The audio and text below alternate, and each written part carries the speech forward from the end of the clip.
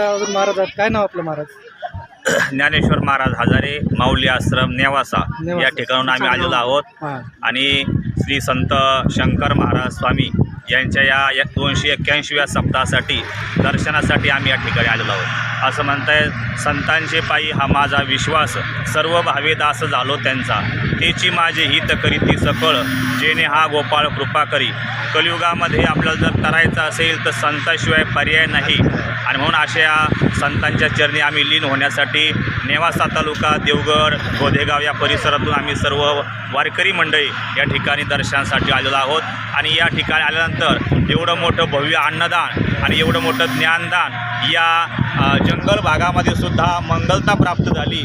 ही नशीब संतांच्या कृपेनं, संतांच्या आशीर्वादाने प्राप्त झालेली आहे. आणि म्हणून आम्ही सर्व वारकरी मंडळी संतांच्या चरणी लीन होतो.